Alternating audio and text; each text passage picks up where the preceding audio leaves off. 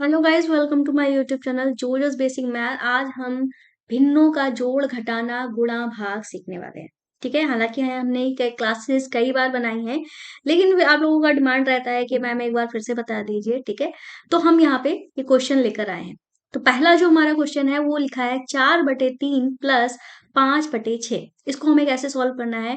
तो यहाँ पे जो हम तरीका बताने वाले हैं, यहाँ पे हम लासा वासा नहीं लेंगे। इस क्वेश्चन में क्या है, जैसे कि हम यहाँ पे अगर बड़े हर की बात की जाए, तो बड़ा हर हमारा कौन सा है, 6 है। बड़ा हर हमारा 6 है और छोटा हर जो है वो है हमारा 3। क्या आप 3 से 6 को बना सकते हो? आप कहोगे कि हाँ, हम 3 को 6 से बना सकते हैं। कैसे बना सकते हैं अगर पूछा जाए, तो आप कहोगे 2 की गुणा कर देंगे 3 में, तो हमारा ये बन जाएगा 6। मैं कहूंगी बिल्कुल सही आपने बोला है। लेकिन हम अब करेंगे क्या, तो ये कैसे लिखेंगे इसको? तो सिंपल से आपको 4/3 ही लिख देना है और हमें हर को 6 बनाने के लिए 2 से गुणा कर देना है।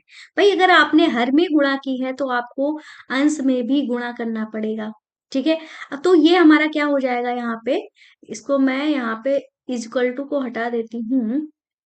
ठीक है, तो यहाँ पे अब हमारा क्या हो गया है, अब प्लस था हमारा बीच में, तो यहाँ पे प्लस लगा देंगे। फिर हमारा 5/6 लिखा हुआ था, तो हमने यहाँ पे 5/6 लिख दिया। अब हम आगे क्या करेंगे, ये 4 × 2 का मतलब हो गया है हमारा 4 दूनी 8 और 3 दूनी 6 हो गया हमारा। ठीक है, बीच में प्लस था तो प्लस लगा दिया और यहाँ पे हमने 5/6। अब हमने देखा कि दोनों के हर बराबर हो गए। जब हमारे हर बराबर हो जाते हैं तो क्वेश्चन को सॉल्व करना बहुत ही ज्यादा इजी हो जाता है। ठीक है, मतलब 8 और 5 हमारा डायरेक्ट ही जो हमारे ऊपर वाले होते हैं, ठीक है, वो हमारा डायरेक्ट जुड़ जाएगा। 8 और 5 जुड़ के हमारा कितना आ जाएगा, 13 हो जाएगा। ठीक है, बटे में 6। अब ये हमारा एक दूसरे से कट नहीं रहा है, तो ऐसे ही यही हमारा आंसर हो जाएगा। ठीक है, आए समझ में? ठीक है, अब आप बोलो तो आप लोग बताइए, हम दूसरा क्वेश्चन भी जोड़ का ही बता दें। ठीक है, इसको मैं रफ करे दे रही हूँ। एक दो क्वेश्चन और करा देते हैं एडिशन के, ताकि आपका ये जो एडिशन है वो अच्छे से क्लियर हो जाए। ठीक है, हम कोई क्वेश्चन बना लेते हैं। मान लो हमने क्वेश्चन बना लिया है, क्वेश्चन हम ले लेते हैं। ठीक है, 3/4 प्लस 5 ले लेते हैं 12। ठीक है, इस तरीके से हमने क्वेश्चन ले लिया है। अब अगर मैं पूछूं बड़ा हर कौन सा है, तो आप कहोगे कि 12 जो है वो हमारा बड़ा हर है। ठीक है, अब मैं कहूंगी जो छोटा वाला हर है, क्या आप उसको 12 के बराबर बना सकते हो? तो आप कहोगे कि हाँ मैम, बना सकते हैं 3 से गुणा करके। ठीक है, सिंपल से अगर ये छोटा वाला हर बड़ा वाला हर बन सकता है, तो हमें लासाल वासाल लेने की जरूरत नहीं होती है। सिंपल से ऐसे कर सकते हैं। 3 लिखेंगे, बटे में 4 भी लिखेंगे और गुणे में 3 लिख देंगे। ठीक है, क्योंकि 3 × 12 होता है। अगर भाई आपने 3 से नीचे हर में गुणा किया है, तो अंश में भी गुणा करनी पड़ेगी। बीच में प्लस था तो हमने प्लस लगा दिया और यह हमारा लिखा हुआ था 5/12, तो 5/12 हमने लिख दिया। अब क्या करेंगे, हम 3 तिया हमारा कितना होता है, 3 तिया हमारा 9 होता है, तो हमने यहाँ पे 9 लिख दिया। और 4 तिया हमारा 12 होता है, लिख दिया हमने। अब प्लस लगा देंगे, 5/12 लिख देंगे। ठीक है, अब हम क्या करेंगे, हर बराबर है तो डायरेक्ट अंश में जो लिखे होते हैं वो हमारे जुड़ जाते हैं। ठीक है, तो हर में तो 12 ही रहेगा और 9 × 5 हमारा कितना हो गया, 14। अब यहाँ पे हम देख रहे हैं 14 और 12 जो है कट सकते हैं 2 से, तो हम काट देंगे। जैसे 2×7 = 14 होता है और 2×6 = 12 होता है। और हमारे ये कटेगा नहीं, 7 और 6 आपस में नहीं कटेंगे। ठीक है, तो 7/6 जो है इसका आंसर हो जाएगा। ठीक है, आ गया होगा आपको। अब करते हैं अपना सब्ट्रैक्शन वाला क्वेश्चन। तो सब्ट्रैक्शन वाले क्वेश्चन में क्या दिया है, 7/8 है, माइनस है, 3/2 है। ठीक है, तो 7/8 जो है वो हम यहाँ पे उतार लेते हैं इस तरीके से और माइनस भी लिख लेते हैं। क्या हम अगर आपसे पूछें 2 से आप 8 को बना सकते हो, क्योंकि 8 बड़ा बड़ा है ना, तो छोटे से बड़े को हम बना सकते हैं ना आसानी से। तो आप कहोगे 4 से गुणा करके हम बना सकते हैं। तो बिल्कुल सही बात है, 4 से गुणा करके हम बना सकते हैं। तो 3/2 जो है उसको आप लिख लीजिए। ठीक है, हम यहाँ पे 4 की गुणा कर देंगे ताकि ये हमारा 8 बन जाए। अगर आपने हर में गुणा की है तो आपको अंश में भी गुणा करनी पड़ेगी। अब हम यहाँ पे क्या करेंगे, 7/8 लिखेंगे। ठीक है, माइनस लगाएंगे। 3 × 4 हमारा क्या होता है, 3 × 4 हमारा 12 होता है और बटे में हमारा क्या हो जाएगा, 4 दूनी 8।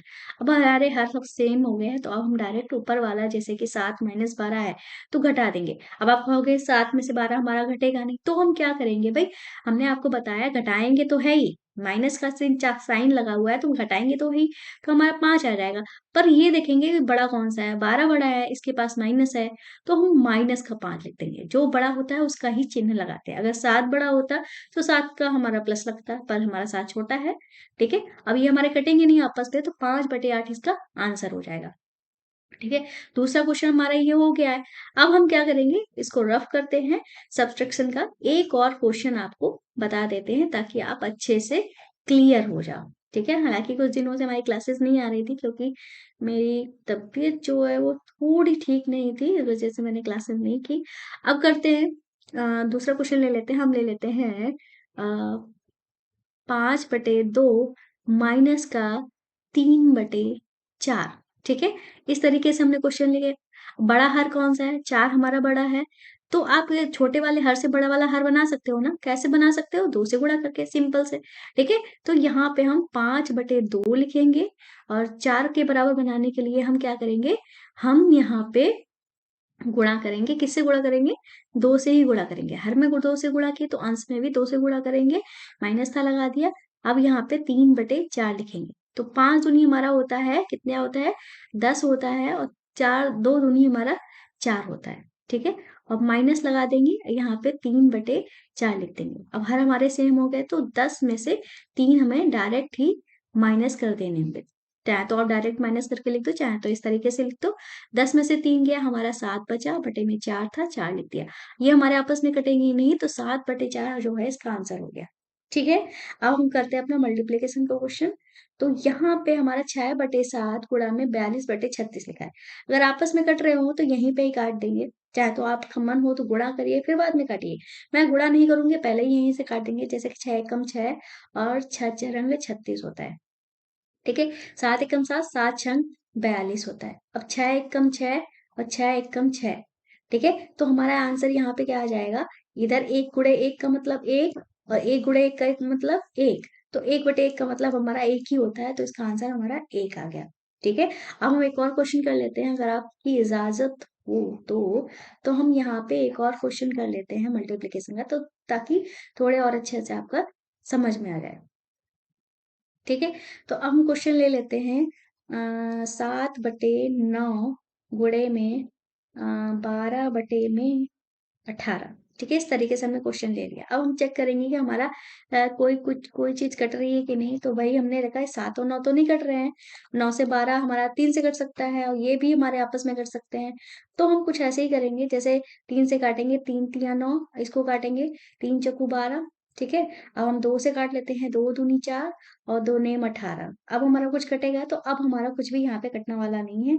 तो हम यहाँ पे 7 और 2 की गुणा कर देंगे। ठीक है, चाहे तो ऐसे लिख लो, 7 गुणे 2 बटे में 3 गुणे 9। चाहे तो डायरेक्ट गुणा करके लिख दो, 7 दूनी 14, 3 नेम 27। ये हमारे आपस में नहीं कटेंगे, तो यही हमारा क्या हो जाएगा, आंसर हो जाएगा।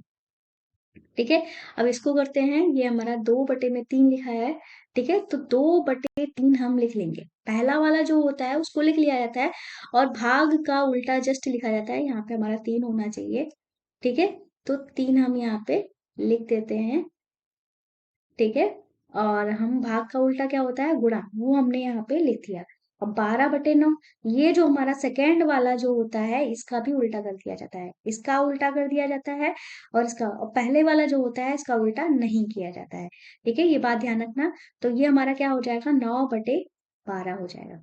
9/12 हो गया। अब हमारा हम देखेंगे, जैसे गुणा को सॉल्व किया था, अगर कुछ कट रहा होगा तो काट देंगे। जैसे 3 एकम 3 और 3 तिया 9, 2 एकम 2, 2 छंगे 12। ठीक है, 3 एकम 3, 3 दूनी 6। तो हमारा क्या आ गया है, 1 गुणे 1 का मतलब 1, और 1 गुणे 2 का मतलब 2। 1/2 हमारा आंसर आ गया है। ठीक है,